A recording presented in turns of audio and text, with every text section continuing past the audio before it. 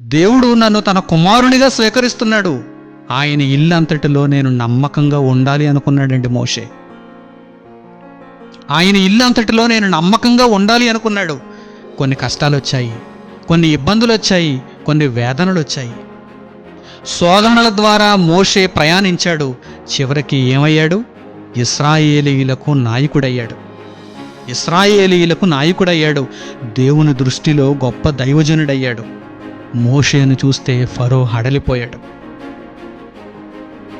మోషేను చూస్తే ఫరో హడలిపోయాడు. ఫరోకు రాత్రి కలలో కూడా మోషే కనిపించాలి. ఎందుకంటే మోషేను తలుచుకోగానే అసలు ఆనాటి కాలంలో ఫరోకు నిద్ర పడుతుందా? దేశం అంతా అల్లకల్లోలం అయిపోయింది.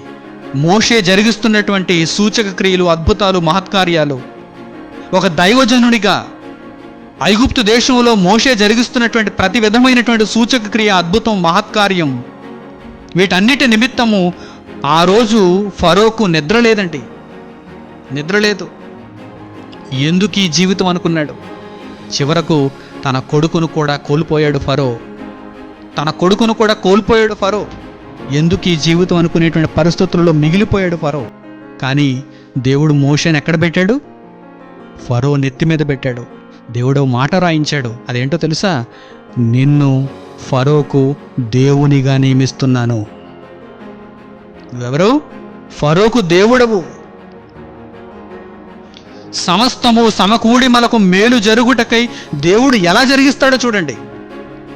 నిజంగా మీరు దేవుని మీద ఆధారపడితే, కొద్ది కాలము కొన్ని శ్రమలను దేవుని నిమిత్తము మీరు అనుభవిస్తే, కొన్ని నిందలు మీరు అనుభవిస్తే, ఆ తర్వాత దేవుడు మిమ్మల్ని ఎక్కడ పెడతాడో తెలుసా?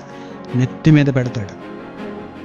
ఎవడైతే మిమ్మల్ని దూషిస్తున్నాడో, ఎవడైతే మిమ్మల్ని ద్వేషిస్తున్నాడో, ఎవడైతే మిమ్మల్ని చులకనగా చూస్తున్నాడో వాడి నెత్తి మీద పెడతాడు దేవుడు మిమ్మల్ని. దేవునికి తెలియదా? మనలను గొప్పగా చూసుకోవాలని దేవునికి తెలియదా? మనలను ధనవంతులను చేయాలని దేవునికి తెలియదా? మనలను భాగ్యవంతులు చేయాలని దేవునికి తెలియదా? దేవునికి మన మీద ప్రేమ లేదా? నిండుగా ఉంది, మెండుగా ఉంది. అందులో ఎటువంటి సందేహం లేదు. ఒకవేళ ప్రేమ తక్కువ అవుతుందంటే మనకే తక్కువ అవ్వాలి. దేవుని మీద మన ప్రేమ తక్కువ అవ్వాలి తప్ప దేవుని ప్రేమ మన మీద ఎప్పుడు పుష్కలంగానే ఉంటుంది. కనుక దేవుణ్ణి ఎప్పుడూ కూడా మీరు చిన్నచూపు చూడొద్దు. దేవుడు నన్ను గద్దిస్తున్నాడా? గద్దింపుకు లోబడాలి. దేవుడు నన్ను శిక్షిస్తున్నాడా? శిక్షకు లోబడాలి. ఎక్కువగా ప్రేమించాలి.